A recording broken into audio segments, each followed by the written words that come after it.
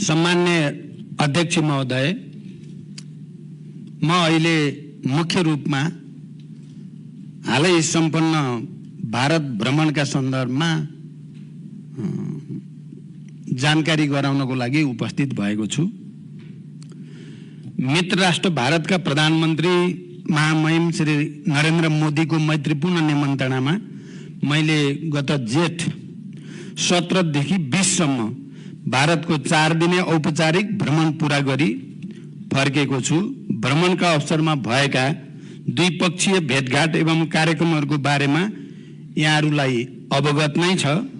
नेपाल र भारत बीच पुरानो तथा घनिष्ठ सम्बन्ध रहिआएको छ। मेरो भ्रमण आगामी दिनमा द्विपक्षीय सम्बन्धलाई अझ प्रगाढ बनाउने दिशामा केन्द्रित रह्यो। विशेष गरी आर्थिक मामिलामा राष्ट्रको दीर्घकालीन हितमा सम्झौताहरू भएका छन् भने राजनीतिक मामिलामा आपसी विश्वास बढाउँदै छलफल र वार्ताद्वारा निकास खोज्ने कुरामा केन्द्रित रह्यो। भारतीय प्रधानमन्त्री श्री नरेन्द्र मोदीसँग नयाँ दिल्ली स्थित हैदराबाद हाउसमा भएको द्विपक्षीय भेटवार्ता सबैभन्दा महत्त्वपूर्ण थियो। सो अवसरमा व्यापार, पारवाहन, लगानी प्रवर्धन, ऊर्जा व्यापार तथा क्रस बोर्डर ट्रान्समिसन लाइन, सिंचाई, बाढी तथा डुबान नियन्त्रण, कृषि, सीमा वारपार सम्पर्क कनेक्टिभिटी बढाउन, रेलवे सेवा सञ्चालन कार्य, पुल निर्माण तथा एकीकृत जाँच चौकी एवं सुक्खा बन्दरगाह जस्ता पूर्वाधार निर्माण कार्य अगाडि बढाउने विषयमा छलफल केन्द्रित भयो।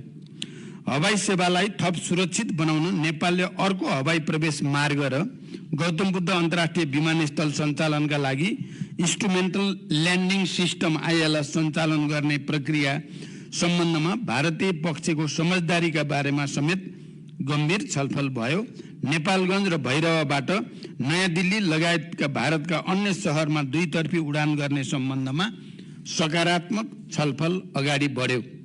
त्यसैगरी जलविद्युत क्षेत्रमा सहकार्य गर्ने सम्बन्धमा समेत बलियो सहमति निर्माण भएको छ।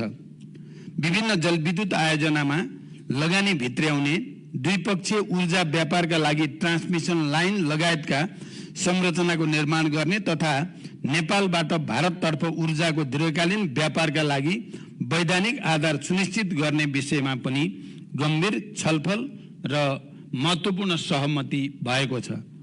खास गरी दीर्घकालीन ऊर्जा व्यापार र भारतीय भूमि हुँदै बङ्गलादेशसम्म नेपालबाट जलविद्युत निर्यातको सुरुवात गर्ने सैद्धान्तिक सहमति भई त्रिपक्षीय सम्झौताका लागि प्रक्रिया अगाडि बढाउने निर्णय भएको छ।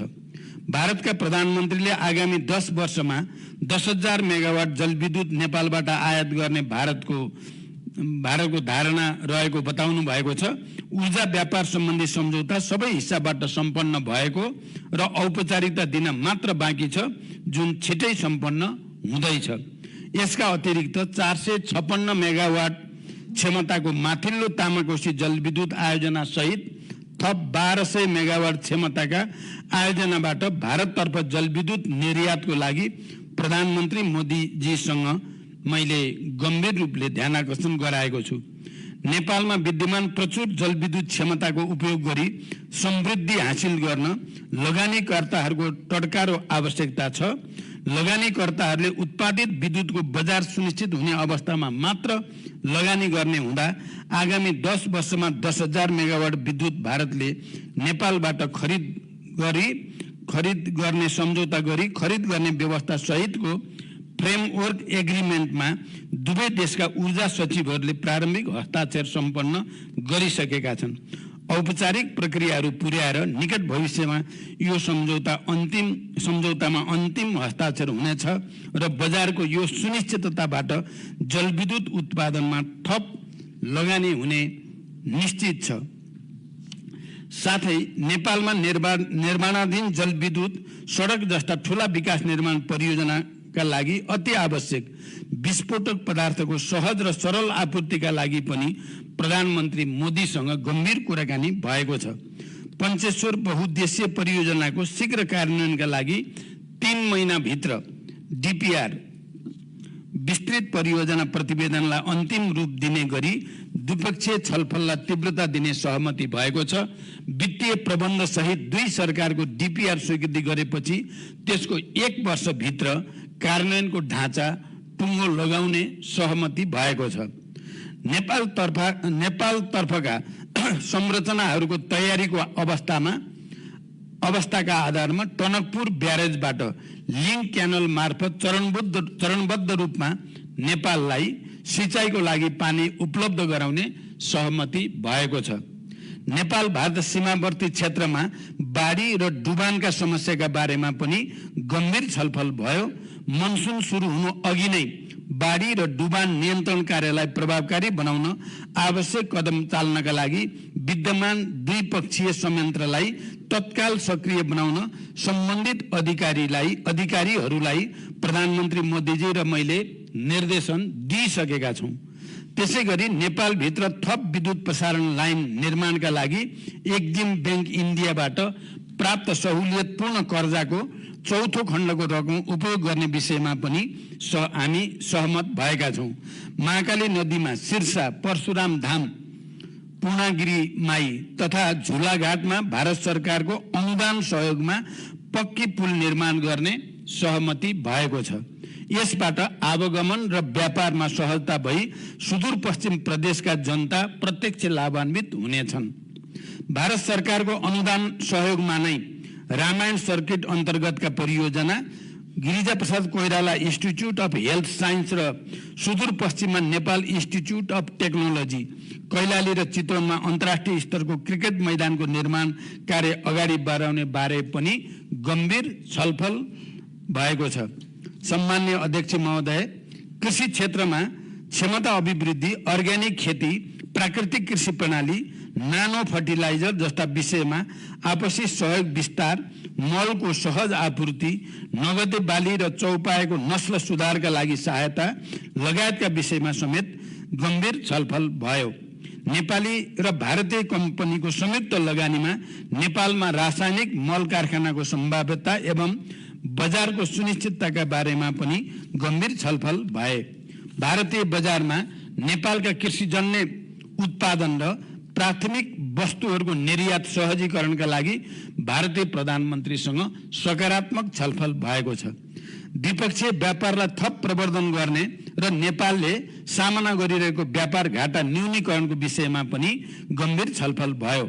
द्विपक्षीय व्यापारलाई अझ सहज बनाउन नेपाल भारत वाणिज्य सन्धिको पुनरावलोकन गर्न र व्यापार सम्बन्धी अन्य विषयलाई सम्बोधन गर्न वाणिज्य सचिव स्तरीय विद्यमान द्विपक्षीय संयन्त्रलाई सक्रिय बनाएर कार्य गर्ने निर्देशन दुवै प्रधानमन्त्रीले दिइसकेका छौं।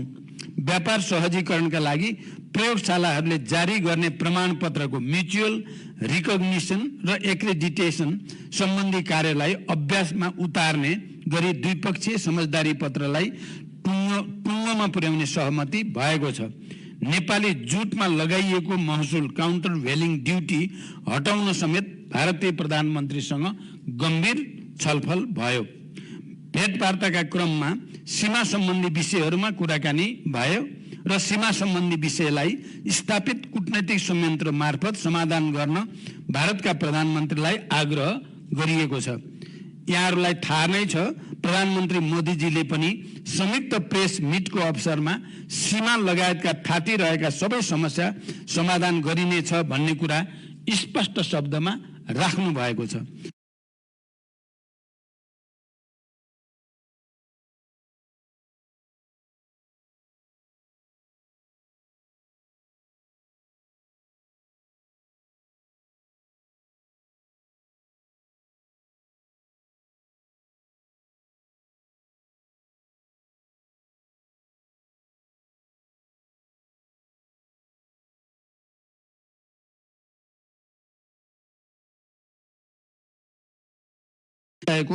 यस रेलमार्ग अन्तर्गत हाल जयनगर कुर्था 35 किलोमिटर खण्डमा रेल सेवा सञ्चालन भइरहेकोमा कुर्था बिजलपुरा थप 17 किलोमिटर लामो खण्ड सम्पन्न भई हस्तान्तरण गरिएको छ।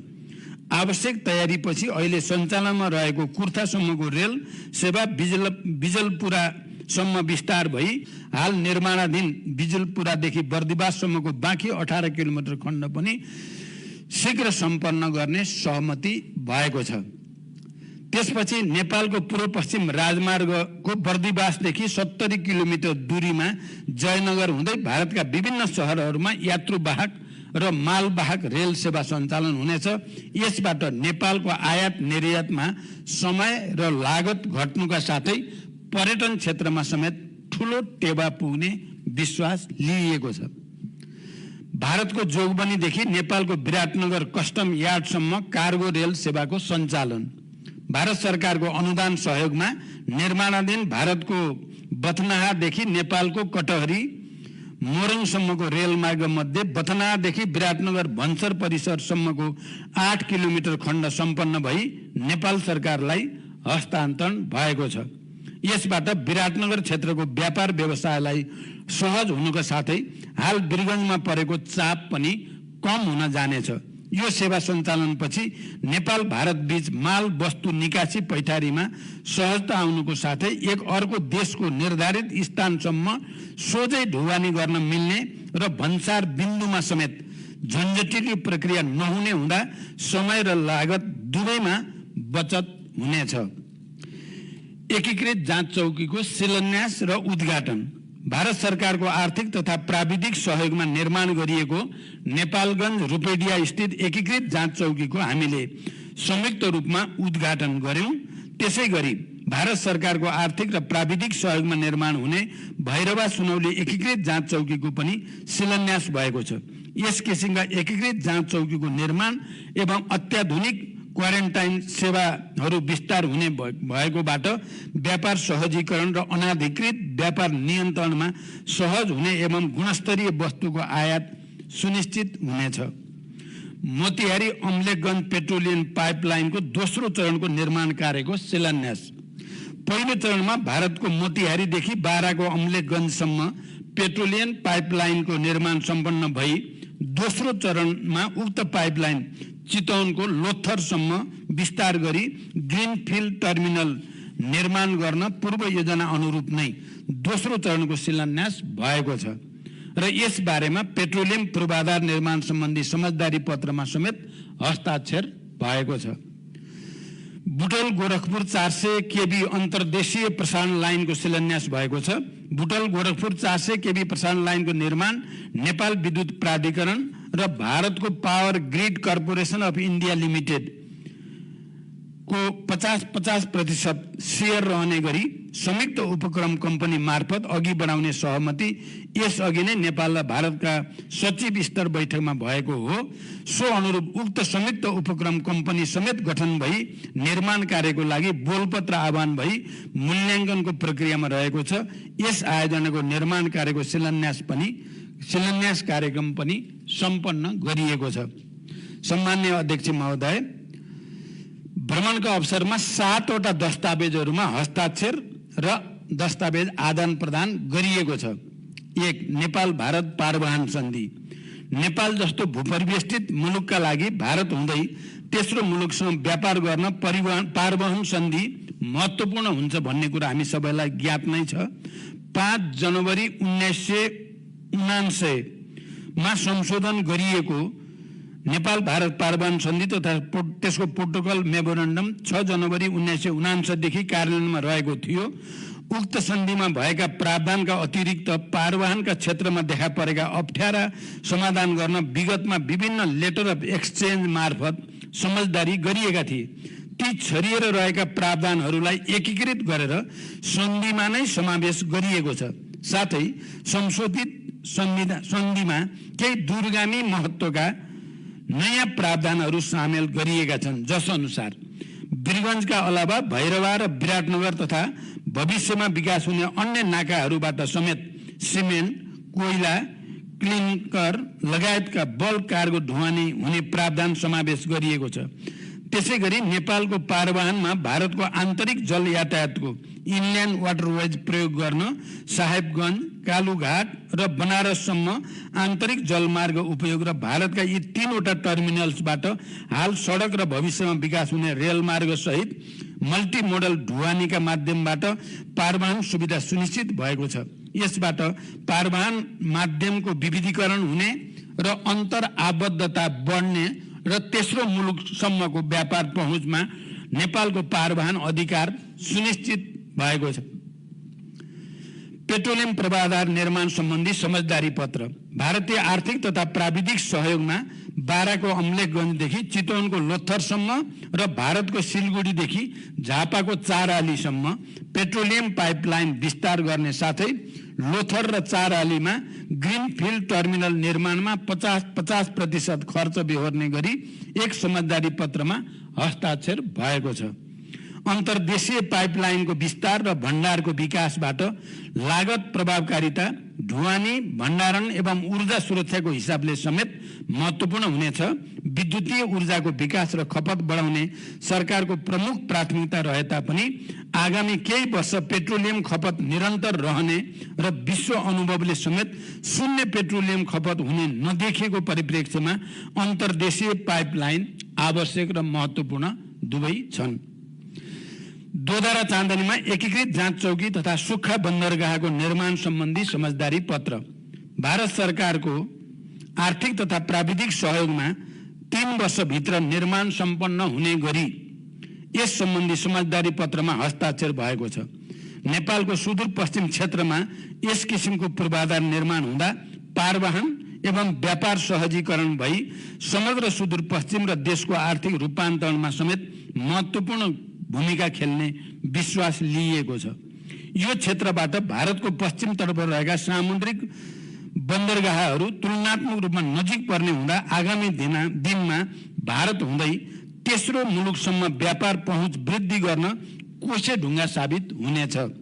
यसको निर्माणबाट हाल विकास भइरहेका औद्योगिक पूर्वाधार र आगामी दिनमा विकास हुने विशेष आर्थिक क्षेत्रको विस्तारमा सरकारी तथा निजी लगानी बढ्ने, रोजगारी सृजना हुने र तुलनात्मक लाभ भएका जडीबुटी जन्य वस्तुको प्रशोधन र निर्यात प्रवर्धनमा थप टेवा पुग्नेछ। फुकोट कर्णाली 480 मेगावाट जलविद्युत परियोजना विकास सम्बन्धी समझदारी पत्र विदेशी लगानीकर्तासँग स्वदेशी लगानीकर्ताले संयुक्त उपक्रम कम्पनी खडा गरेर विद्युत उत्पादनको लागि आवश्यक अनुमति पत्र लिएर आयोजना, अध्ययन तथा निर्माण गर्न पाउने विद्यमान कानुनी व्यवस्था अन्तर्गत भारतको national hydro power corporation NHPC र नेपालको विद्युत उत्पादन कम्पनी लिमिटेड बीच संयुक्त उपक्रम कम्पनी खडा गरी 480 मेगावाटको फुकोट कर्णाली जलविद्युत आयोजनाको अध्ययन तथा निर्माण गर्ने गरी समझदारी पत्रमा हस्ताक्षर भएको छ।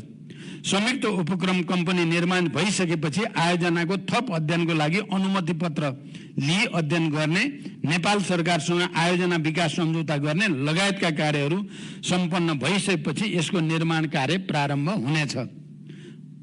तल्लो अरुण 669 मेगावाट जलविद्युत परियोजना सम्बन्धी परियोजना विकास सम्झौता कम्पिटेटिभ बिडिङ प्रक्रियाबाट लगानी बोर्ड र सतलज जलविद्युत निगम बीच सन् 2021 मा सम्झौता भई प्रचलित कानुन बमोजिम अध्ययन पूरा भएको 669 मेगावाट क्षमताको बुट मोडेलमा निर्माण हुने यो परियोजना अरुण तेस्रोको तल्लो तटीय परियोजना हो।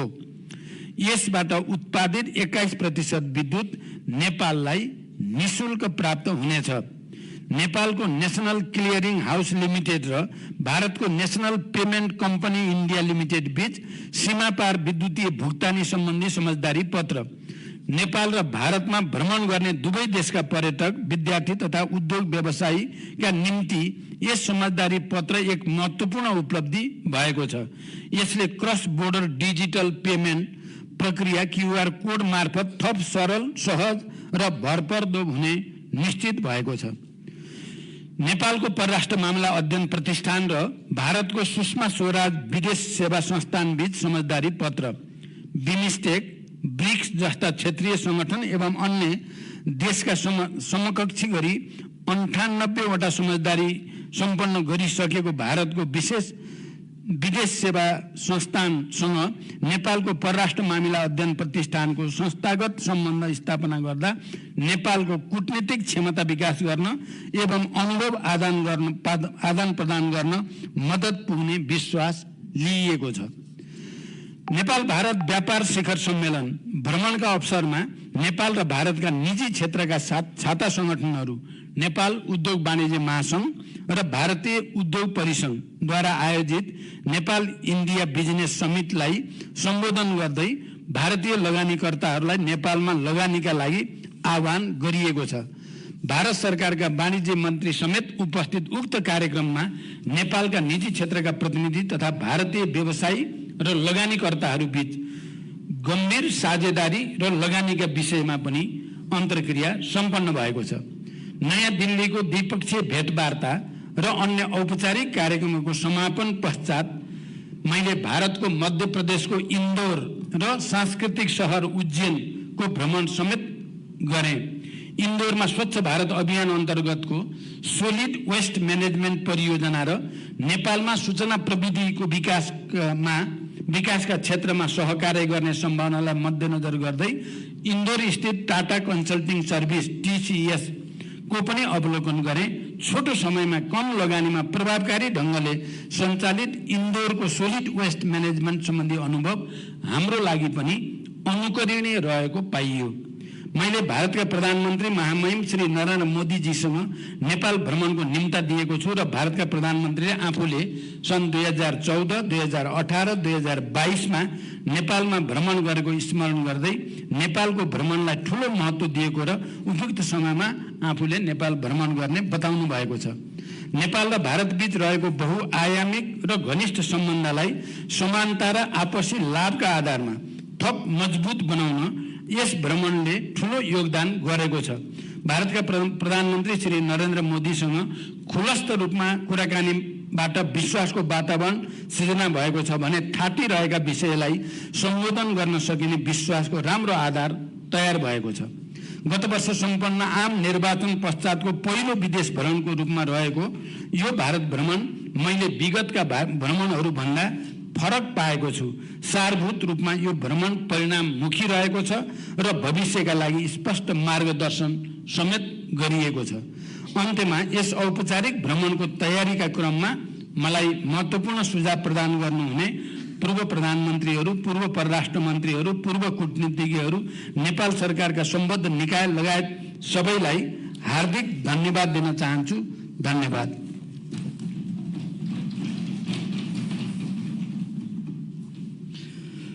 माननीय सदस्यहरू, सम्माननीय प्रधानमन्त्री पुष्पकमल दाहाल प्रचण्डले सार्वजनिक महत्त्वको विषयमा दिनुभएको वक्तव्यका सम्बन्धमा माननीय सदस्यहरूले प्रश्न सोध्न चाहनुहुन्छ भने अब म समय उपलब्ध गराउँछु।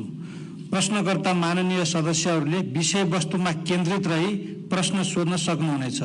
उक्त वक्तव्यका सम्बन्धमा प्रश्न सोध्न चाहनुहुने माननीय सदस्यहरूले आफ्नो नाम अध्यक्षको डाँससँगै बसेका सचिवालयका कर्मचारीहरूलाई उपलब्ध गराइदिनु हुन अनुरोध गर्दछु। प्रश्नकर्ता प्रत्येक माननीय सदस्यहरूलाई 1-1 मिनटको समय निर्धारण गरेको छु। माननीय रामचन्द्र राई। सम्माननीय अध्यक्षज्यू मार्फत सम्माननीय प्रधानमन्त्रीज्यूलाई यो भारतको संसद भवनमा राखिएको नक्साले नेपालको भूभाग पनि त्यसमा राखिएको छ। यद्यपि त्यो नक्साले बङ्गलादेश पनि राखेको हुँदा बङ्गलादेशले चाहिँ उसलाई स्पष्टीकरण सोध्दैछ।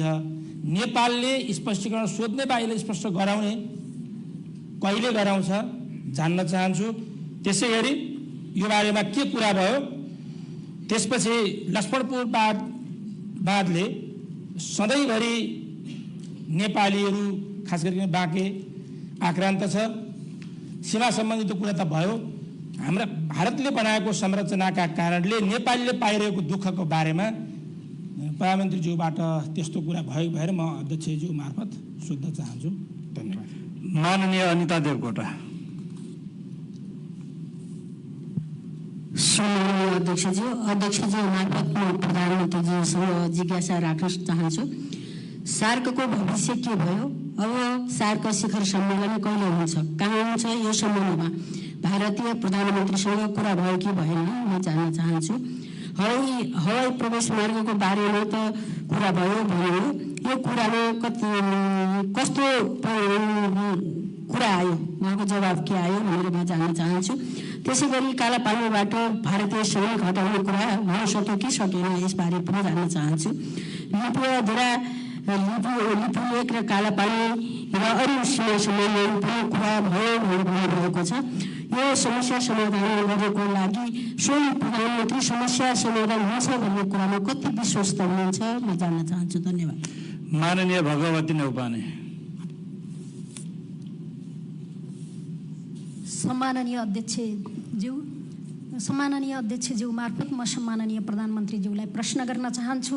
तपाईले भारत भ्रमणमा जानुभन्दा ठिक केही 2 घण्टा अगाडि राष्ट्रपतिलाई नागरिकता विधेयक प्रमाणीकरण गर्न लगाएर कोसेली जुन लैजानुभयो त्यति मात्रै होइन, नेपालको जलको भविष्य समेत कोसेली दिनुभयो।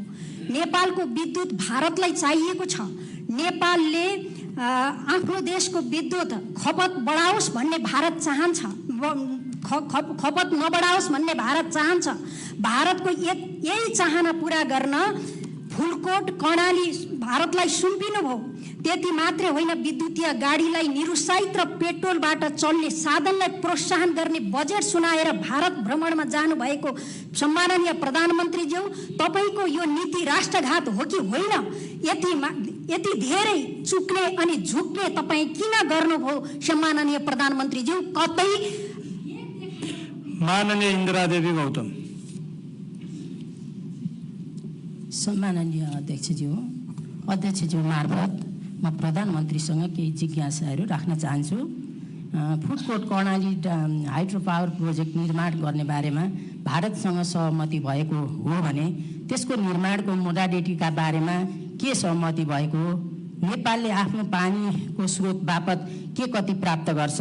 एउटा। अर्को, नेपाल भारत बीचको द्विपक्षीय व्यापार सन्धि पुनरावलोकन गर्ने सहमति भएको हो भन्ने बुझियो। के अब नेपालको कृषि उत्पादनले भारतीय बजारमा सहज पहुँच पुर्याउने बारेमा पनि केही भएको छ भने ती के हुन्? हस् त। माननीय जितेन्द्र नारायण देव। अध्यक्ष महोदय, नेपालीमा एउटा उखान छ, बुझ्नेलाई श्रीखण्ड, नबुझ्नेलाई कुर्पाको बिग। अहिले भर्खरै सामान्य प्रधानमन्त्रीज्यूबाट जुन भारतको भ्रमण भएको छ त्यो अत्यन्त युगान्तकारी छ, ऐतिहासिक छ र उपलब्धिमूलक छ। चाहे त्यो सिमानाको बारेमा होस्, चाहे त्यो कनेक्टिभिटीको बारेमा होस्, चाहे त्यो ऊर्जा क्षेत्रको विकासको बारेमा होस्, समग्रमा अत्यन्त उपलब्धिमूलक छ। र विशेष गरी भारतीय प्रधानमन्त्रीजीबाट पोलिटिकल कमिटमेन्ट जुन हाम्रो प्रधानमन्त्रीजीले लिन सफल हुनुभयो कि सीमा लगायतका सम्पूर्ण समस्याहरूलाई समाधान गरेर नेपाल र भारतको बीचको सम्बन्धलाई हिमालयको उचाइमा पुर्याइनेछ। यो पोलिटिकल कमिटमेन्ट आजसम्म कुनै पनि प्रधानमन्त्रीले लिन सक्नु भएको थिएन। त्यसको लागि प्रधानमन्त्रीलाई म धन्यवाद दिन चाहन्छु। तपाईँ खुट्टा नकमाइकन अगाडि बढ्नुहोस्। हामी जस्ता गठबन्धनका सिपाहीहरू तपाईँको साथ। माननीय शारदा देवी भट्ट। सम्मानीय अध्यक्षज्यू मार्फत प्रधानमन्त्रीज्यूलाई मेरो प्रश्न, यो लिपुलेक कालापानी इन्डियाधुरा बङ्गलादेश र कता कता जाने बाटो हो, त्योसँग साँची हो भन्ने कुरा छ्यापछ्याप्ती आएको छ। कतिको साँचो हो यो प्रश्न हुन चाहन्छु। धन्यवाद। माननीय भैरव सुन्दर श्रेष्ठ।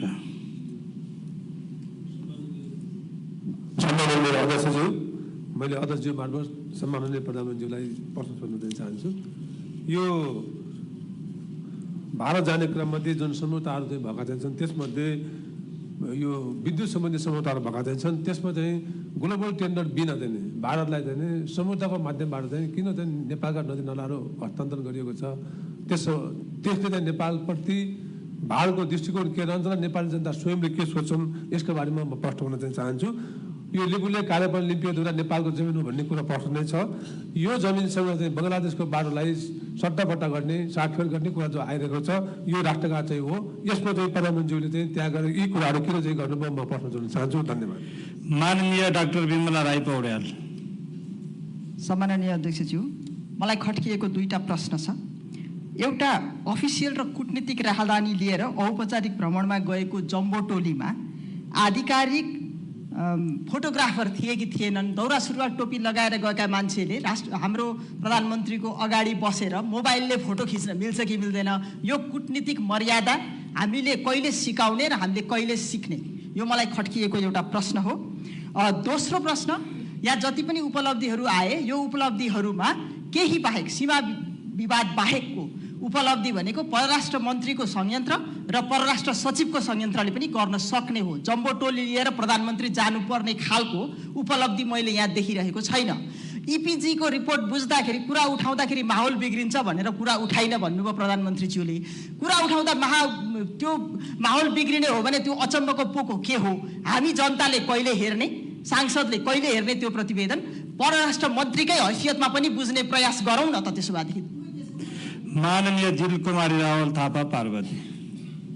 सम्माननीय अध्यक्ष महोदय मार्फत प्रधानमन्त्रीलाई प्रश्न। भारत भ्रमण पूर्व सफल यसरी भयो, मोदीजीसँग खुलस्त कुरा भयो, पटक पटक भयो, रिसाउँछन् कि भनेर इपिजी रिपोर्टको बारेमा कुरा उठाइएन। सन् 1950 को सन्धि उच्चारण गरिएन। सार्क अध्यक्ष राष्ट्रको हैसियतले सार्क शिखर सम्मेलनको स्मरण गराउन डर लाग्यो। कालापानीबाट भारतीय सेना हटाउन कसरी भन्नु? सीमा मिचेर गरिएको निर्माण कार्य तल्पा रोक कसरी भन्नु? अग्निपथको विषय उठाउने त कुरै भएन। थप हवाई मार्गको आश्वासन पाउनु नै बडो ठुलो उपलब्धि रह्यो। मैले सबै कुरा राखी, मोदीजीले सुन्नुभयो, टाउको नि हल्लाउनु भयो। दिने जति दस्तखत गरे, लिने जति आश्वासन पाए। प्रधानमन्त्रीज्यू, तपाईँ माओवादीको अध्यक्ष मात्र होइन, यो देशको प्रधानमन्त्री हो, सार्वभौम स्वतन्त्र राष्ट्रको सरकार प्रमुख हो। तर यति धेरै कमजोर किन कसरी हुनुभयो? भ्रमण सफल कसरी भयो? म जान्न चाहन्छु। प्रधानमन्त्रीको मुखार बिन्दुबाट जनता बुझ्न र सुन्न चाहन्छन्। धन्यवाद।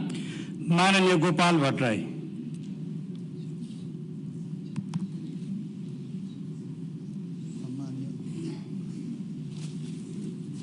सम्माननीय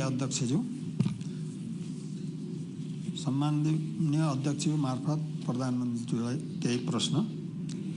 खास गरेर गौतम बुद्ध एयरपोर्टमा बत्ती जडान गर्ने सहमति त भएछ, तर प्रवेश मार्गको व्यवस्था नभएसम्म अन्तर्राष्ट्रिय उडान गर्न विमान कम्पनीहरू इच्छुक देखिँदैनन्। यसको जानकारी आएन।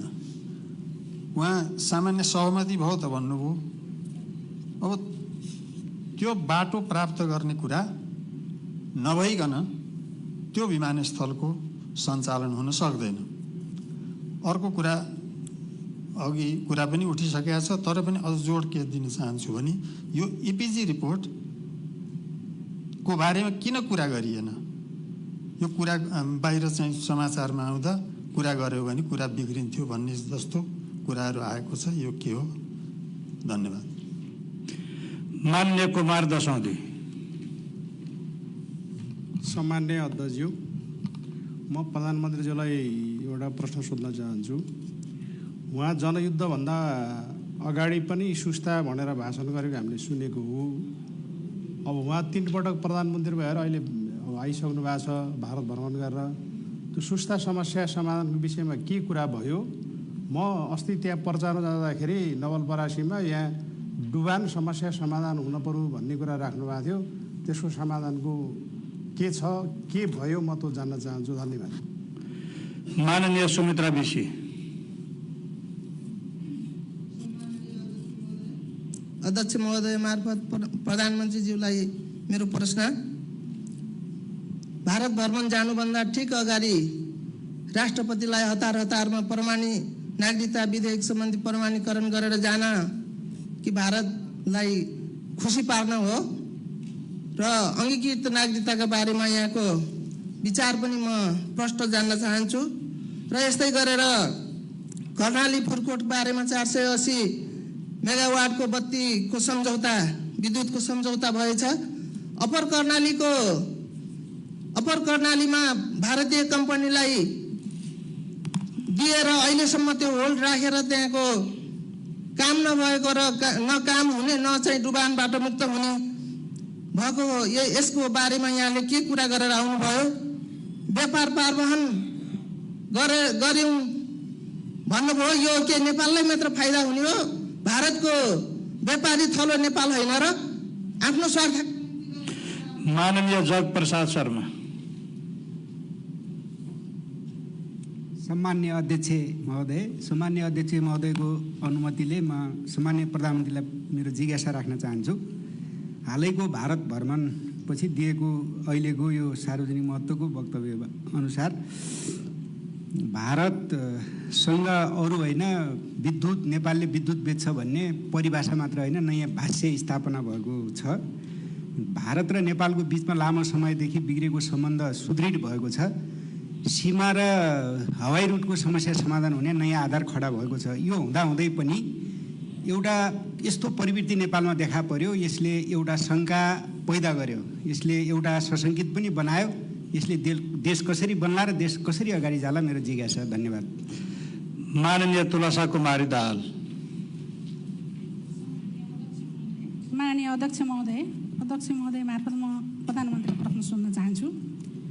यो भारतसँगको जुन भ्रमण भयो, यो भ्रमणले चाहिँ भारत सफल भएको छ र नेपाललाई उसले थप बजार बनाएको छ र नेपालीहरूको शिर निहुरिएको छ।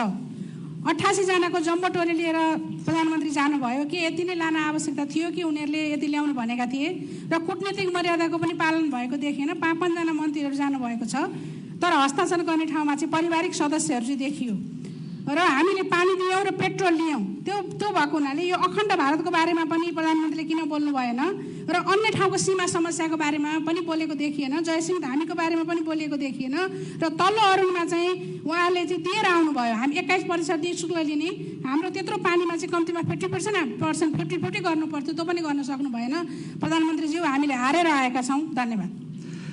माननीय इन्दु कडरिया। सम्मान्य अध्यक्ष महोदय, नेपाल भारत बीच रहेको 1850 किलोमिटर सीमा मध्ये 23 जिल्लामा सीमा विवाद छ। नेपाल भारत दुवै सार्वभौम सम्पन्न स्वतन्त्र राष्ट्र हुन्, तर भारतीय सुरक्षाकर्मी अनुमति बिना हात हतियारसहित नेपाल प्रवेश गर्ने र सीमामा रहेका नेपालीहरूमाथि दुर्व्यवहार गर्ने, सीमा अतिक्रमण गर्ने घटना पटक पटक दोहोरिरहेका छन्। प्रधानमन्त्रीज्यूको भव्य र सफल भनिएको भारत भ्रमणका बेला सीमा सम्बन्धी विवाद समाधान गर्न भारतीय पक्षसँग कस्तो छलफल भयो, के उपलब्धि भयो? सीमामा बस्ने नेपालीहरूले कहिलेदेखि सहज वातावरणमा नेपाली नागरिक भएर बस्न पाउँछन्? प्रधानमन्त्रीज्यूसँग प्रश्न जवाफ चाहन्छु। धन्यवाद। माननीय सदस्यहरू, अब म सम्माननीय प्रधानमन्त्री पुष्पकमल दाहाल प्रचण्डलाई माननीय सदस्यहरूले उठाउनुभएका जिज्ञासाका सम्बन्धमा प्रश्न पार्नका लागि समय उपलब्ध गराउँछु।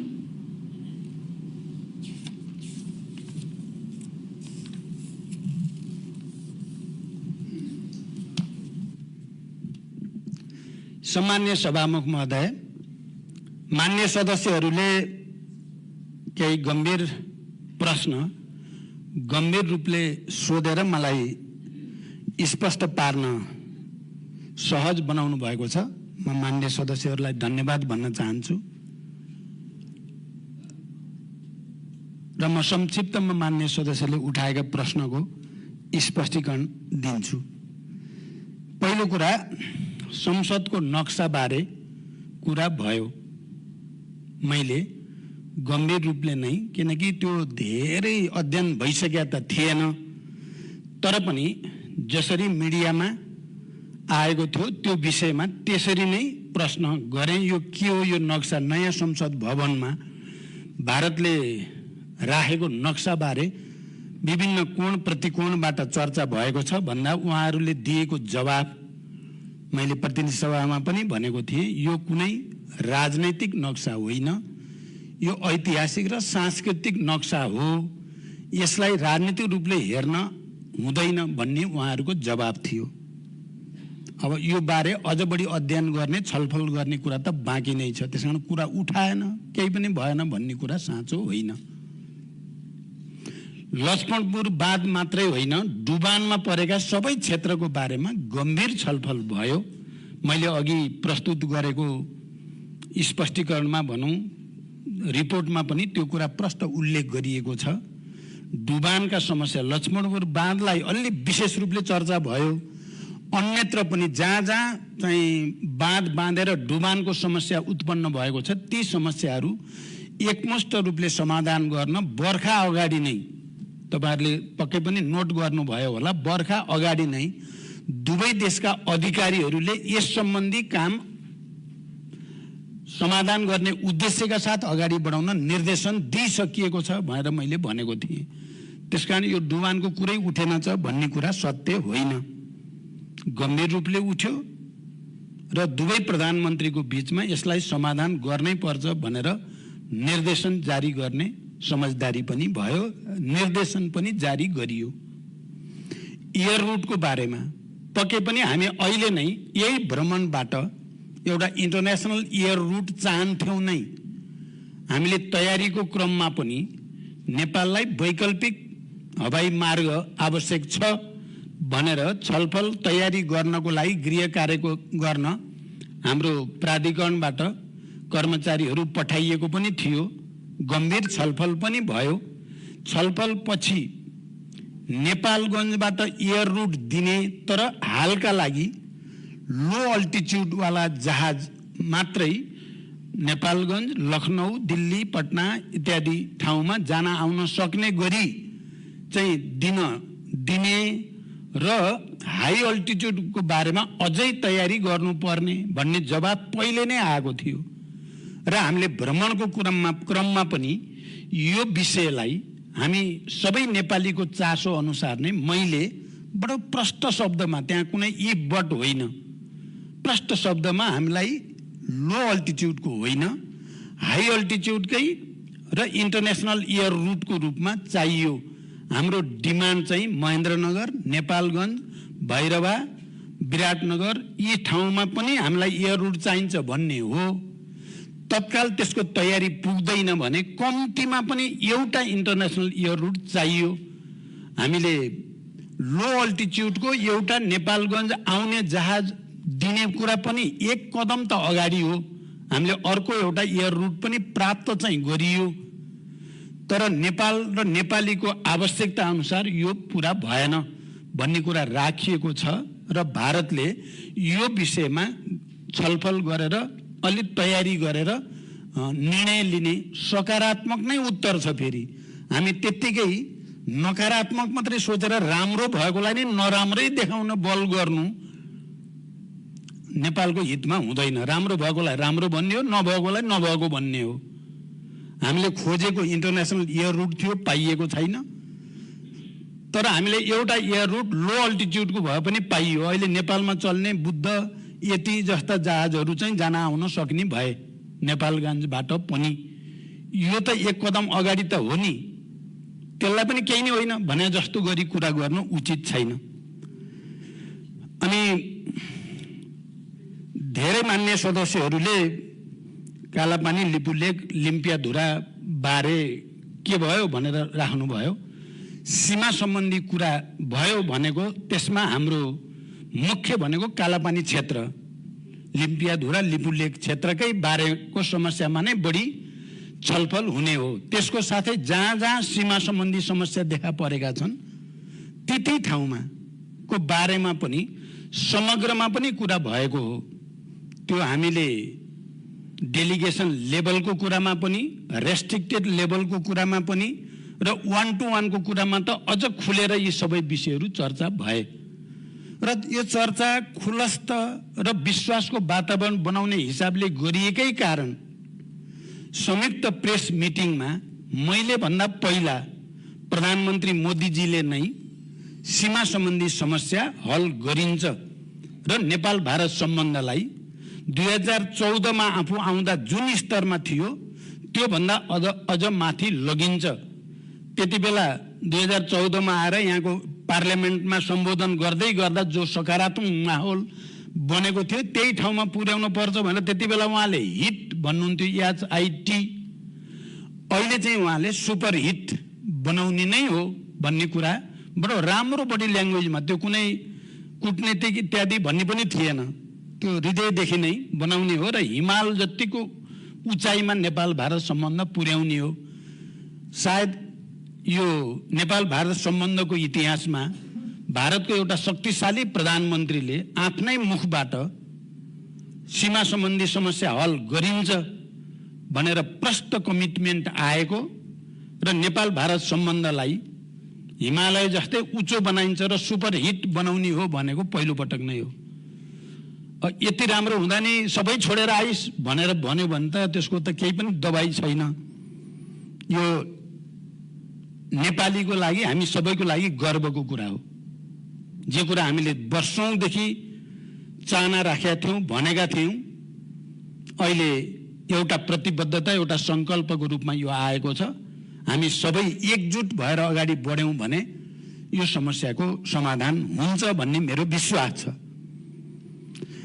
अब मान्य सदस्यहरूले फेरि अर्को राख्नुभयो, यो सट्टापट्टावाला कुरो के भएको हो, तपाईले त जमिनै दिएर आउनुभएछ भने जस्तो।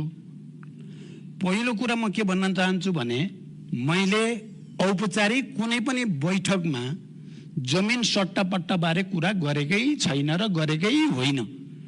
खाली कालापानी, लिपुलेक, लिम्पियाधुरा नेपालको हो। त्यो समस्या छिटोभन्दा छिटो वार्ता संवादद्वारा हल गर्नुपर्छ भन्ने कुरा मात्रै भनेको हो। मैले नेपाली पत्रकारहरूसँग कुरा गर्दा यो विषयमा धेरै खालका विचारहरू पनि छन्। नेपालकै कतिपय बुद्धिजीवीहरूले हामीले यदि बङ्गलादेशको मोडेल बारे अध्ययन गरेर त्यसलाई पनि लिनुपर्छ या बङ्गलादेश जाने बाटो चाहिँ हामीले पाउने हो भने समस्याको त्यो पनि समाधान हुन सक्छ भनेका छन् भन्ने सन्दर्भमा मैले यो कुरा बोलेको हो। त्यो भारत सरकारसँग प्रस्ताव राखेको या भारतसँग कुरा भएको होइन। मान्य सदस्यलाई प्रष्ट होस्। मैले त चाहिँ यो विकल्प बारे नेपालको एउटा दुईटा बुद्धिजीवीले मात्रै होइन, नेपालमा धेरै पटक सीमा सम्बन्धी समस्या समाधानको बारेमा सरकारले नै चाहिँ समय समयमा अध्ययन गराउने गरेको छ। 72 मा पनि अध्ययन भएको छ, 77 मा नि अध्ययन भएको छ र त्यो अध्ययन गरेका बुद्धिजीवीहरू, विशेषज्ञहरूले चाहिँ जटिल भयो भने हामीले सट्टापट्टा पनि गर्न सकिन्छ भनेर उहिलेदेखि भनेका भेटिन्छ। त्यहाँदेखि यो मैले आविष्कार गरेका कुरा नि होइन। यो भारत सरकारसँग अहिले नै औपचारिक ढङ्गले प्रस्तावित गरिएको कुरा पनि होइन। यस्ता पनि विचारहरू छन् चाहिँ मैले भनेको हो। त्यहाँदेखि यसलाई फेरि अतिरञ्जित ढङ्गले यति राम्रो भएको सम्बन्धमा चाहिँ दरार पैदा कसरी गर्न सकिएला भने जस्तो गरी तर्क गर्नु म मान्य सदस्यहरूलाई अनुरोध गर्न चाहन्छु, उचित हुँदैन। त्यस्तो केही पनि भएको छैन। सीमा सम्बन्धी समस्या हल गरिन्छ भन्ने कुरा हामीले त भनेकै कुरा हो। भारतीय प्रधानमन्त्रीले पनि पहिलोचोटि भन्ने परिस्थिति सिर्जना गरियो।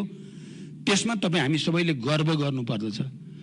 मलाई त लागेको थियो, अहिले मैले अघि जुन पढेँ यहाँहरूको अगाडि राखेँ भारत भ्रमणका उपलब्धि बारे, देशले सिंगै के सत्तापक्ष के प्रतिपक्ष नागरिक समाज सबैले नै मलाई चाहिँ बधाई दिन्छन् भन्ने सोचेरै आएको थिएँ म। स्वागत हुन्छ भव्य, किनभने नेपालको इतिहासमा केही युगान्तकारी काम सुरु भएका छन् मान्य सदस्यहरू। राजनीतिक कारणले हामीलाई कसैलाई भन्न मन लाग्ने, कसैलाई भन्न मन लाग्ने त एउटा होला, तर नेपालको इतिहासमा पहिलो पटक सीमा सम्बन्धी समस्या हामी हल गर्छौं भनेर दुवैजना प्रधानमन्त्रीले दुनियाँको अगाडि उभिएर कमिटमेन्ट गर्ने सानो उपलब्धि होइन। 10,000 मेगावाट 10 वर्षमा खरिद गर्ने हामीले हाम्रो देशभित्र खपत नबढाउने कसले भनेको छ?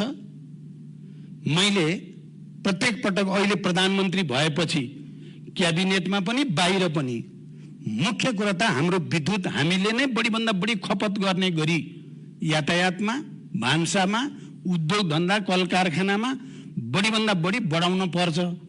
यसलाई उच्च प्राथमिकता राख्नुपर्छ भन्दै आएकै छु। सरकार त्यहाँ कहीँ दुविधामा छैन।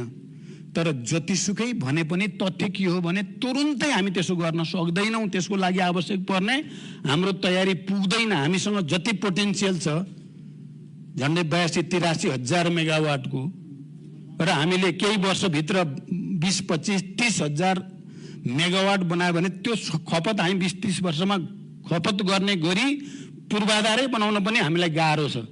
हामीलाई विद्युतको बजार त चाहिएकै छ। यहाँ कोही पनि विवेकशील नेपाली या कोही पनि सचेतले चाहिँदैन हामीलाई पानी बगेर बरु उता गएको गई गरोस्, हामी बिजुली नि दिन्नौँ भन्छ त कसैले? पानी त बगी त राखेको छ। त्यसकारण यो त एउटा ऐतिहासिक उपलब्धि पो हो। भारतको प्रधानमन्त्रीले औपचारिक भ्रमणमा प्रेसको अगाडि उभिएर 10,000 मेगावाट सम्पन्न भयो, सहमति भयो भन्ने कुराले अब नेपालको विकासले एउटा नयाँ गति लिने आधार पो बन्यो। यसमा त हामी सबै खुसी हुनुपर्ने, गर्व गर्नुपर्ने, त्यस्तो परिस्थिति निर्माण गर्ने सरकारलाई बधाई र धन्यवाद भन्नुपर्ने। त्यो देख्दा दुनियाँ अझ ओहो नेपालीहरू त विकासको कुरामा, समृद्धिको कुरामा सबै एकै ठाउँमा रहन्छन् भन्ने देखाए पो हाम्रो हात अझ बलियो हुँदै जान्थ्यो, नेपालको हात। अब हामी यहाँ बसेर केही नै गर्ने, सबै छोडेर आइस मात्रै भनिदिएपछि त यी नेपालीहरू भनेका यस्तै रहन्छन् भन्ने हुने र हामीलाई सहयोग गर्न चाहनेले पनि के सहयोग गर्नु भने जस्तो वातावरण हामीले किन बनाउने? म मान्य सदस्यहरूसँग विनम्रतापूर्वक आग्रह गर्न चाहन्छु, त्यो ऐतिहासिक नै हो। एयर रोड पहिलो पटक ऐतिहासिक नै हो। जति कुराहरू प्रष्टसँग राखिएको छ, सबै विषय राखिएको छ, इतिहासदेखि थातिरहेका सबै पनि। मैले 1950 को कुरा पहिलो पटक जाँदा पनि र अहिले पनि इतिहासदेखि थातिरहेका समस्याहरू भनिएको छ। बोल्दाखेरि तपाईँहरूले कतिको नोट गर्नुभयो। ती सबै समस्याहरूको पनि विश्वासको वातावरण बनाएर समाधान गर्नुपर्छ भन्ने स्पिरिटमा राखिएको छ। यस अर्थमा पनि यो भ्रमण महत्त्वपूर्ण भएको छ, गेम चेन्ज गर्ने तरिकाले अगाडि बढेको छ। किन हामी दुई छिमेकीहरू राम्रो विश्वासको वातावरण बनाएर मात्रै लिपुले कालापानीको पनि समस्या हल हुने हो। एकले अर्कालाई पोलिटिक्स मात्रै गरिराखेर त यो बल्झिने मात्रै हो, कचिङ्गल हुने मात्रै हो। सरकारको नेतृत्वको हुनुको हैसियतले हामीले संवादद्वारा सकारात्मक ढङ्गले समाधानको उपाय खोज्ने पो हो। प्रधानमन्त्रीले विश्वासको वातावरण बनाएर सीमाको समस्या हल गर्छौं भन्ने ठाउँसम्म भारत पनि सहमत भएर आएकोलाई त अरु कसैले गरेर? मान्य सदस्यहरू, अरु कुनै प्रधानमन्त्री, हिजोका सरकार, हामी स्वयंले पनि हिजो गर्न सकेका कुरा थियो र यो अहिले अरु बडो केही नै भएन भन्ने साथीहरूले, मान्य सदस्यहरूले, हिजो त सरकारको नेतृत्व उहाँहरूको दलले पनि गरेकै थियो, अरु थुप्रै प्रधानमन्त्री हुनुहुन्थ्यो, उहाँहरूले के चाहिँ गर्नु भएको थियो? गर्नु भयो? केही भएको थियो र केही भन्दा अहिले अलिकति भयो ल, उत्पात भयो भन्ने मेरो दाबी होइन, तर एउटा नयाँ सुरुवात भयो। नेपाल समृद्ध हुने ढोका खोलियो। नेपालमा अब अरबौं अरब खरबौंको लगानी आउने वातावरण बनाइयो। यसमा त हामीले खुसी पो व्यक्त गर्नुपर्छ र यो अब त्यसकारण म मान्य सदस्यहरूलाई गम्भीरतापूर्वक अनुरोध गर्न चाहन्छु, यो बेला हो नेपालीहरूले बलियो राष्ट्रिय एकताको प्रदर्शन गर्ने। ठीक भएको छ, अझ ठीक हुनुपर्छ। भएका सहमति ठीक ढङ्गले कार्यान्वयन हुन्, हामी सबै नेपालीहरूले तीखो आँखाले हेरौं, सहमति र सम्झौता भएका कुराहरू पालन हुन्। जस्तो पञ्चेश्वर 26 वर्ष भयो, मैले जानु अगाडि यस सम्मानित सदनमा पनि ती कुरा जानकारी गराएको थिएँ। अहिले 3 महिनामा डीपीआर बनाउने, 1 वर्षभित्र निर्माणको मोडालिटी तयार गर्ने भन्ने भएको छ र टनकपुरबाट हामीले पाउने पानी हामीतिरकै संरचना पूरा भइसकेका रहेनछ, तर अहिले दिनै अब त्यो पानी छोड्ने भन्ने भएको छ। यी सबै कुरा उपलब्धि होइनन् र?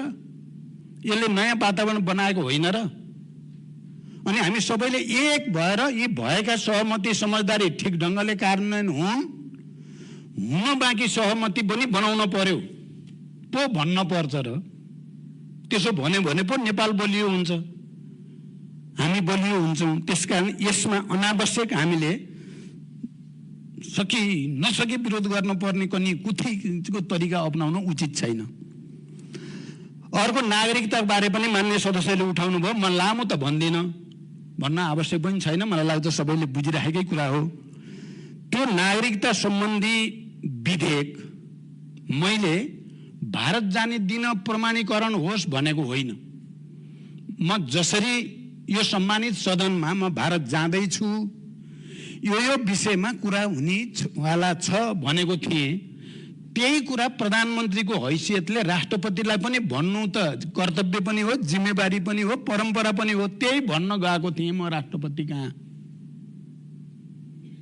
म जाँदैछु, यो विषयमा कुरा हुँदैछ भन्न गएको थिएँ। मेरो त चाहना 24 गते जति बेला यो सदन बजेट सेसन सुरु हुने दिन थियो, त्यही दिन चाहिँ प्रमाणीकरण गर्दा हुन्छ भन्ने मेरो सुझाव थियो। प्रष्ट होस् मान्य सदस्यलाई। म भारत जाने दिन बेगारमा म किन गर्न चाहन्थे? म त कुन महिनाको चैत्र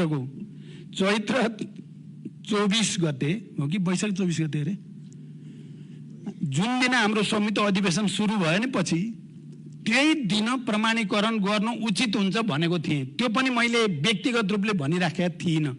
मैले संविधान विज्ञ, कानुनविद, बार एसोसिएसन, पूर्व महान्यायाधिवक्ताहरूको टिम नै बोलाएर यो विधेयक अलि विशिष्ट स्थितिमा पर्यो, राष्ट्रपतिलाई के सुझाव दिँदा ठिक हुन्छ भन्ने सल्लाह लिएर र पूर्व महान्यायाधिवक्तादेखि बार एसोसिएसन सबैको के थियो भने राष्ट्रपतिले प्रमाणीकरण गरिदिनु नै सबभन्दा संवैधानिक हुन्छ भन्ने सुझाव थियो। त्यो सुझावको आधारमा 24 गते नै प्रमाणीकरण गरिदिनुहोस् भन्ने सुझाव लिएर म गएको थिएँ। तर राष्ट्रपतिजीले मैले अलिकति कानुनी सल्लाह त मैले पनि लिन पर्यो नि भन्नुभयो। सल्लाह लिँदै जाँदा चाहिँ संयोग के भयो भने म भारत जाने दिन नै उहाँको सल्लाह टुङ्गियो। त्यसमा मेरो त केही दोष छैन पहिलो कुरा। त्यहाँ मलाई ताकेर चाहिँ त्यही दिन 2 घण्टा अगाडि किन गर्न पर्यो भन्नुको कुनै तुक छैन, त्यसमा कुनै तथ्य छैन। तर सोध्दै जाँदा राष्ट्रपतिजीलाई पनि कोहीले केही सुझाव दिए होलान्, कहिले केही सुझाव दिए होलान्, उहाँले कुनै न कुनै टेक्ने ठाउँ भए हुन्थ्यो भन्ने देखिएपछि हामीले आखिर त्यो विधेयक चाहिँ अगाडि बढाएको त नेपाल सरकारले नै हो। जसले विधेयक अगाडि बढाएको हो जहाँबाट, त्यसैले एउटा सुझाव दिएको, फेरि हामीले सिफारिस गरेको होइन। मान्य सदस्यहरू नोट गर्नु होला, सरकारले त्यो विधेयक यसरी सदनमा प्रस्तुत भएर 2 पटक पारित भएर प्रमाणीकरणको निम्ति राष्ट्रपतिकामा गएको थियो। हाम्रो सुझाव छ कि त्यसलाई राष्ट्रपतिजीले प्रमाणीकरण गर्नु उचित हुन्छ भन्ने सुझावको रूपमा छ। निर्णय गरेर ल सरकारको निर्णय राष्ट्रपतिले मान्नै पर्छ भन्ने भाषामा नि भनिएको छैन। त्यसकारण त्यो गते भारत भ्रमणमा जाने दिन पर्नु चाहिँ संयोग मात्रै हो। म त चाहन्थे त्योभन्दा 1.5 महिना अगाडि नै होस्। त्यसकारण यो स्थिति हो। दोस्रो, केही मान्य सदस्यहरूले भन्ने के गर्नु भएको छ भने यो विधेयक त अघिल्लो सदनले पो पारित गरेको हो र अघिल्लो राष्ट्रपतिले पो प्रमाणीकरण गर्ने पर्थ्यो, नगरेपछि त त्यो त मर्यो, त्यो त जिरोमा आयो भन्ने तर्क गर्नुभएको छ। यहाँनिर म लामो व्याख्या नगरिकन मान्य सदस्यको ध्यानाकर्षण केमा गर्न चाहन्छु भने कुरा त्यस्तो होइन।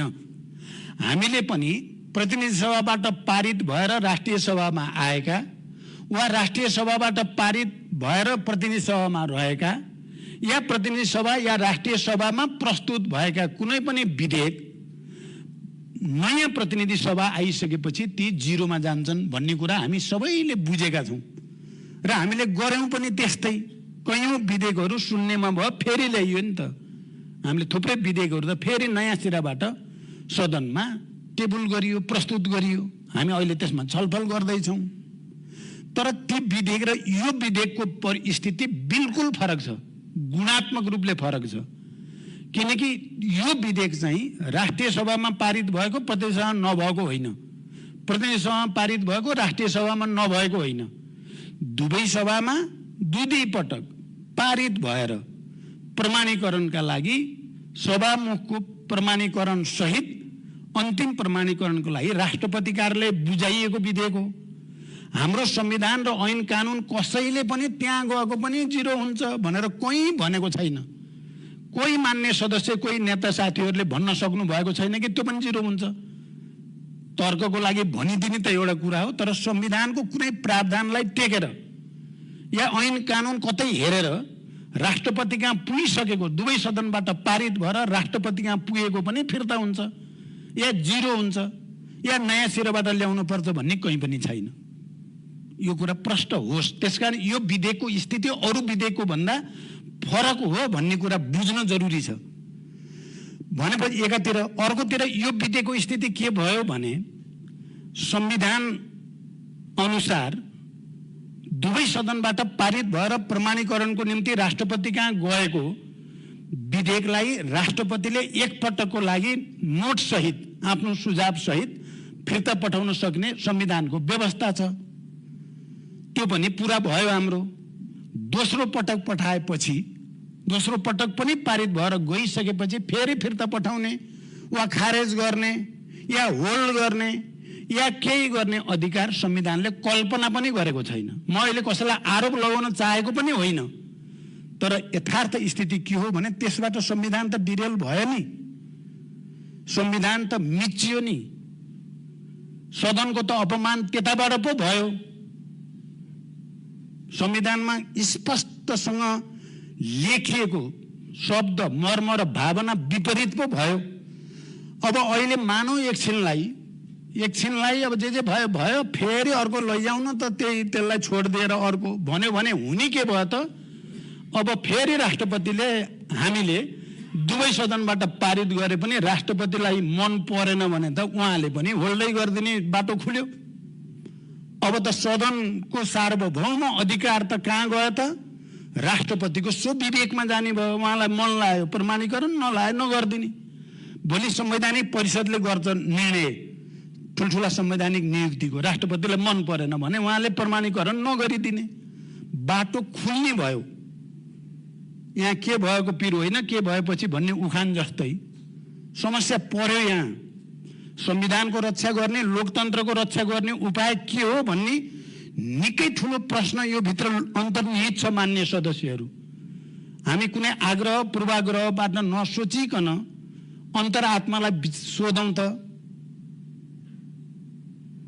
अहिले त ल एकछिनलाई केही मान्य सदस्यहरू, खास गरी प्रतिपक्षका मान्यहरूले ल्याऊ भने उनीहरूले ल्याइदिउराले, तर बाटो त के खुल्ने भयो भने राष्ट्रपतिले कुनै पनि बेला कुनै पनि विधेयकलाई प्रमाणीकरण नगरिदिन सक्ने, मन परे गर्ने नपरे नगर्ने भन्ने सार्वभौम अधिकार। हिजो राजामा भनेर हामीले राजतन्त्रका विरुद्ध त्यत्रो लडाइँ लडियो, सार्वभौम अधिकार नेपाली जनतामा हुनुपर्छ भनेर। अब सार्वभौम अधिकार त राष्ट्रपतिकामा हुने बाटो खुल्ने भयो। त्यसकारण यहाँ हामी सबै गम्भीर हुन जरुरी छ भन्ने हो हाम्रो चासो। नागरिकताको बारेको चासो त्यहाँनिर हो। त्यसकारण त्यस्तो हुन नदिन के बाटो छ त भन्दा सदन भनेको पनि के हो त? सार्वभौम निरन्तरता हुन्छ। एउटा सदनले गरेको निर्णय अर्को सदनले मान्ने पर्ने हुन्छ। नमान्ने हो भने प्रस्ताव ल्याएर अब यो त्यति कारणले मान्दैन भनेर अर्को विधेयक पास गर्न पर्ने हुन्छ, नत्र त त्यसलाई मान्न पर्ने हुन्छ। एउटा सरकारले गरेको निर्णय हाम्रा छिमेकीहरूसँग या विदेशी राष्ट्रहरूसँग गरेको सन्धि सम्झौता म मान्दिनँ भनेर अर्को सरकारले आउने बित्तिकै भन्न पाउँदैन। त्यो सार्वभौम निरन्तरता रहेकै हुन्छ, सरकारको पनि सदनको पनि। त्यस कारण अघिल्लोले गरेको हामीलाई के मतलब भन्ने कुरा हुँदैन। त्यस कारण हामीले राष्ट्रपति जहाँनिरबाट मिस भएको हो, जहाँ त्रुटि भएको हो, जहाँ छुटेको हो, कडी त्यहाँ जोड दिएको मात्रै हो। अब अहिले त अब हाम्रो देशको चाहिँ परम्परा भनौँ या हाम्रो चाहिँ अवस्था अनुसार अब यो पनि गएकै छ सर्वोच्च अदालतमा। अब सर्वोच्च अदालतमा विचाराधीन छ, स्टे के अरे अल्पकालीन स्टे भइ नै सकेको छ। त्यस कारण हामीले धेरै टेन्सन लिन पर्दैन। मैले प्रतिनिधि सभा नि भनेको अब धेरै टाउको दुखाउनु भन्दा छोडिदिउँ, अब अदालतको आओस् अनि जे गर्नुपर्छ गरौँला भनिएको छ। म यहाँ पनि मान्य सदस्यहरूलाई यति व्याख्या सहित अब अदालतमा भएको कुरालाई हामी हेरौँ भनेर भन्न चाहन्छु। र म चाहिँ के विश्वास व्यक्त गर्छु भने अदालतले पनि संविधान र लोकतन्त्रको मर्म र भावना भन्दा बाहिर गएर त पक्कै गर्दैन। हिजो पनि सदन विघटन पटक पटक हुँदा अदालतले पटक पटक पुनर्स्थापना गरेको इतिहास त हामी कहाँ छँदैछ। म चाहिँ त्यो विश्वास गर्छु, तर अन्ततः अदालतको फैसला हामी सबैलाई मान्ने हुन्छ नै। अब अर्को मान्य सदस्यले राख्नुभएको फुकोट कर्णाली, यो बारेमा छलफल अहिले सुरु भएर अहिले नै बेचेर आएको भनेर सोध्नु भएको छ नि, सत्य होइन। यो विषयमा पहिलेका सरकारहरूले पनि धेरै खालको छलफल गरेर एउटा सहमतितिर लगेकोलाई अब अगाडि बढाउने भन्ने मात्रै भएको हो। त्यसकारण यो फेरि गर्न सक्ने सम्भावना भएको चाहिँ भारतको सरकारी कम्पनी नै हो, उसँग पहिलेदेखि छलफल भइराखेको थियो, त्यसलाई अहिले अगाडि बढाउने निर्णय गरिएको हो। अर्को यो कृषि सामग्री सम्बन्धी कुराहरू पनि अहिले धेरै राम्रो छलफल भएको छ मान्य सदस्यहरू।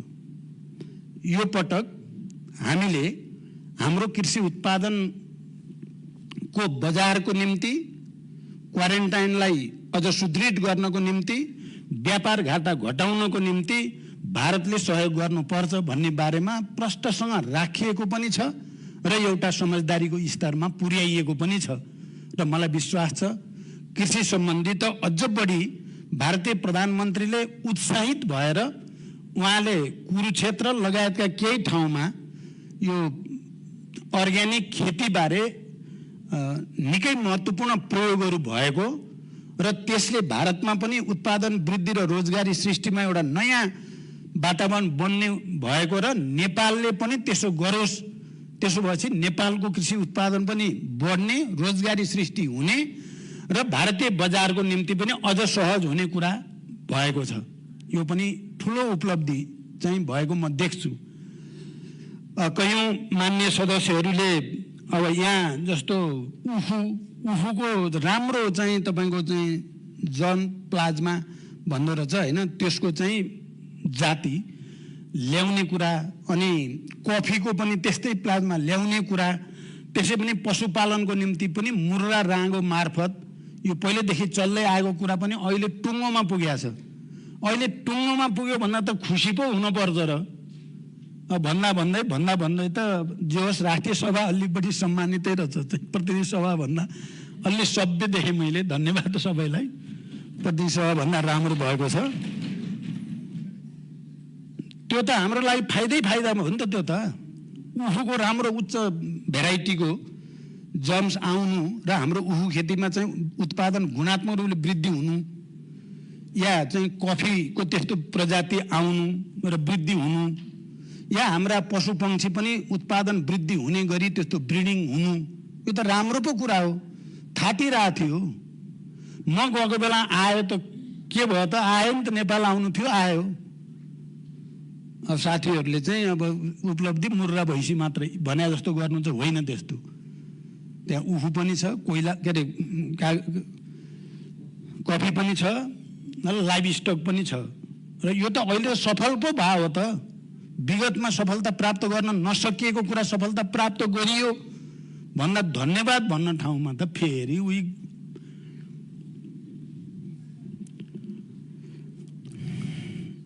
अर्को यहाँ आधिकारिक फोटोग्राफर थियो, फोटोग्राफर लिएर गइएको थियो। आधिकारिक प्रधानमन्त्रीको पनि थियो, सरकारको पनि थियो। त्यहाँ कोले चाहिँ के अरे सेल्फी गर्नुभयो, मैले त त्यति मेसो नि पाइनँ। अब इपिजी बारे हाम्रो हाई लेभलमा त मैले गरिनँ, किन माहौल राम्रो भइरहेको थियो। यसले फेरि खतरक्क होला जस्तो मलाई लाग्यो। अब लागेको कुरा सोझो पो भने त मैले, तर मैले अरू लेभलमा त गरेँ, फेरि पुरै नगरेको होइन। अरू लेभलमा गर्दा अर्को पटक अलिक विश्वासको राम्रो वातावरण बनाएपछि इपिजी त कुन ठुलो कुरा हो र भन्ने जवाब पाएको थिएँ मैले। ल ठिकै छ, अहिले विश्वासको वातावरण बलियो बनोस्, तर यो पनि अन्ततः आउनुपर्छ भन्ने कुरा गरिएको छ। सुस्ताको समस्या र के अरे अरू सिमानाको बाँधको समस्या मैले भनि नै सकेँ। जम्मू टोली भन्नुभयो, टोली त सबै प्रधानमन्त्रीले नेपालबाट भारत जाँदा जम्मू नै लाने गरिएको छ। हाम्रो परम्परै जम्मू छ। मैले त घटाउन खोजेँ हो। आधिकारिक र सरकारी खर्चमा जाने टोली त 40 वरिपरिको मात्रै हो। 48 जना त निजी क्षेत्रका आफ्नै खर्चले प्रधानमन्त्री गएको बेलामा त्यहाँ निजी क्षेत्रको पनि दुवैतिरको चाहिँ प्रतिनिधि संस्था एफएनसीसीआई र सीआईआई को संयुक्त समिट पनि फेरि उनीहरूको बैठक पनि भएको हुनाले पनि ठुलो देखिया मात्रै हो, सरकारी ठुलो चाहिँ होइन। ठुलो हो भने पनि हाम्रो परम्परा थियो, म त घटाउनेतिर छु म पनि, यो यत्रो ठुलो टोली जान हुँदैन भन्ने चाहिँ छ। र सिमानामा चाहिँ सुरक्षाकर्मीहरूको चाहिँ अलि बढी ठाउँ ठाउँमा चाहिँ ज्यादती भयो भन्ने नेपाली जनताको गुनासो पनि राखिएको छ र त्यसलाई हेर्ने अब हाम्रो बाइलेटरल मेकानिजम मार्फत कहाँ त्यस्तो भएको छ त्यसलाई समाधान गर्ने भन्ने पनि भएको छ। त्यसकारण मान्य सदस्यहरू, समग्रमा यो भ्रमण विगतको भन्दा फलदायी भएको छ, परिणाममुखी भएको छ, विश्वासको नयाँ धरातल खडा भएको छ। नेपालको यो राष्ट्रिय हित यहाँ गयो भन्ने ठाउँ कहीँ छैन। साथीहरूले भन्नुभयो सट्टापट्टा भन्यो, मैले भनेकै होइन। मैले यसो पनि विगतदेखि भन्ने तर्क पनि छ भने पत्रकारहरूसँग। मैले अहिले प्रमाण ठ्याक्कै देखाउन त सकिनँ, अहिले समय सायद आउँछ मैले प्रमाण पनि देखाउन सक्छु। अहिले जो पार्टी नेताहरूले यो सट्टा भन्ने शब्द पनि गर्न हुन्थेन भन्नुभएको छ, उहाँहरूले नै सट्टाको कुरा निर्णय गराउनु भएको छ। कुनै दिन समय आउला। तर म के भन्छु भने मैले नेपालको राष्ट्रिय हितका पक्षमा, नेपाली जनताको बृहत्तर विकास र समृद्धिको हितको पक्षमा आफ्नो विवेक र बरकतले भ्याए जति मैले गरेँ भन्ने छ। मलाई गर्व छ, म खुसी छु। र कतिपय मान्य सदस्यहरूले भन्नुहुन्छ, कतिपय मानिसहरूले बडो अपमानित भएर आयो। म बिल्कुल अपमानित भएको छैन, म त बडो सम्मानित भएको महसुस छ। यहाँ अहिले मसँगै जाने मान्य मन्त्रीजीहरू पनि हुनुहुन्छ। हामी सबै निकै उत्साहित भएका छौँ। त्यहाँ दिल्लीदेखि नै मान्यहरूले भन्नुहुन्छ राज्य मन्त्री स्वागत गर्न आएको प्रधानमन्त्री नआएर भन्नुहुन्छ। सबैलाई राज्य मन्त्री नै हो आउने गरेको विगतदेखि, एकाध अपवाद छोडेर सबैलाई त्यही हो। म स्टेट भिजिटमा गएको बेला दोस्रो पटकको मेरो भिजिट स्टेट भिजिट थियो, राजकीय भ्रमण। त्यति बेला विदेश मन्त्री आउनुभएको थियो सुषमा स्वराज मलाई एयरपोर्टमा लिन। अफिसियल भिजिट भएको बेलामा राज्य मन्त्री नै हो। अझ कतिपय बेला त सहसचिव आएछन् प्रधानमन्त्रीलाई लिन एयरपोर्टमा। तर त्यति बेला त हामी कसैले पनि अपमानित ठानेनौँ। अहिले प्रचण्ड गएको बेलामा राज्य मन्त्री आएकोलाई राज्य मन्त्री भन्नु, सबै राज्य मन्त्री हो, हेर्नु होला इतिहास। अनि दिल्लीबाट के अरे एयरपोर्टबाट हामी जाने क्रममा सम्पूर्ण रूपले स्वागत जसरी जुन भव्यताका साथ गरिएको थियो त्यहाँ, त्यो राजकीय भ्रमणभन्दा फरक चाहिँ मैले महसुस गरिनँ। राजकीय भ्रमणको बेलामा जस्तो हुन्थ्यो त्यस्तै नै थियो त्यहाँ। र मध्य प्रदेश जाँदा त त्यसमा त अझ बढी झकिझकाउको कुरा गर्ने हो भने त्यहाँको चाहिँ राजनीतिक प्रतिनिधिले पनि र नेपालीहरूले पनि, किनकि इन्दौरमा चाहिँ एयरपोर्टबाट झर्ने बित्तिकै तपाईँहरूले पनि देख्नुभयो होला बाजा गाजा, झन्डा, नेपाली झन्डा, भारतीय झन्डा, नाच पनि थरी थरीका नाचहरू, नेपालीका पनि। त्यहाँ 200-300 नेपालीहरू पनि जम्मा भएको थिए। त्यहाँदेखि उज्जैनसम्म चोक चोकमा डान्स, बाजा गाजा, नाराबाजी यस्तो चाहिँ थियो कि चाहिँ त्यहाँ हाम्रो टोली साँच्चै नै गौरवान्वित भएको महसुस गरेकै थियौँ हामीले। त्यस कारण यहाँ अपमान हामीले आफैले अपमान भइयो किन भन्ने भने म सम्मानित भएर आएको ठानेको छु, तपाईँहरूले यहाँ बसेर अपमान देख्ने। हामी गएका जति उत्साहित भएर आएछौँ। त्यहाँ त्यस्तो केही नै भएको होइन, बरु धेरै राम्रो भएको हो। अब अर्को त प्रश्न उठाउनु भयो भने मैले जवाब दिन नै परेन। चाहिँ गेरु वस्त्रवाला त थाहा पाइसक्नु भएकै छ। त्यसकारण मान्य सदस्यहरू, अब एउटै भ्रमणबाट धेरै चिज भयो त म भन्दिनँ, तर परिणाममुखी भयो, उपलब्धिमूलक भयो, विश्वासको नयाँ आधार बन्यो। नेपाल अब विकासको नयाँ, जहिले पनि राजनीतिक कचिङ्गलभित्र फसिरहेकोलाई अहिले विकासमुखी परिणाममुखी एक्सन ओरिएन्टेड बनाइएको छ यो भ्रमणलाई। यो नेपाल र नेपालीको निम्ति खुसीको कुरा हो भन्दै म बिदा हुन्छु। धन्यवाद।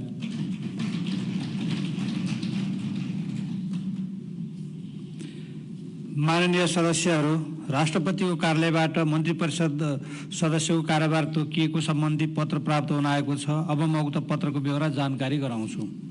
विषय कार्यभार तोकिएको सम्बन्धमा सम्माननीय राष्ट्रपति रामचन्द्र पौडेलज्यूबाट सम्माननीय प्रधानमन्त्री पुष्पकमल दाहाल प्रचण्डज्यू सम्वत 2080 साल जेठ 17 गते बुधबार मित्रराष्ट्र भारतको औपचारिक भ्रमणका लागि त्यसतर्फ प्रस्थान गर्नुहुने भएकोले उहाँको अनुपस्थितिमा प्रधानमन्त्रीले गर्नुहुने दैनिक प्रशासनिक कार्य नेपालको संविधान बमोजिम सम्माननीय प्रधानमन्त्रीको सिफारिसमा माननीय उप प्रधानमन्त्री एवं रक्षा मन्त्री पूर्णबहादुर खड्काज्यूले सम्हाल्ने गरी तोक्नु भएको बेहोरा अनुरोध गर्दछु। दिलराम शर्मा, सचिव 2080-2-27। माननीय सदस्य, अब म माननीय अर्थमन्त्री डाक्टर प्रकाश शरण महतलाई राष्ट्रिय सभा नियमावली 2075 को नियम 131 बमोजिम वक्तव्य सहित आर्थिक वर्ष 2080-81 को राजस्व र व्ययको वार्षिक अनुमानमाथि सामान्य छलफल गरी प्रस्ताव पेश गर्न समय उपलब्ध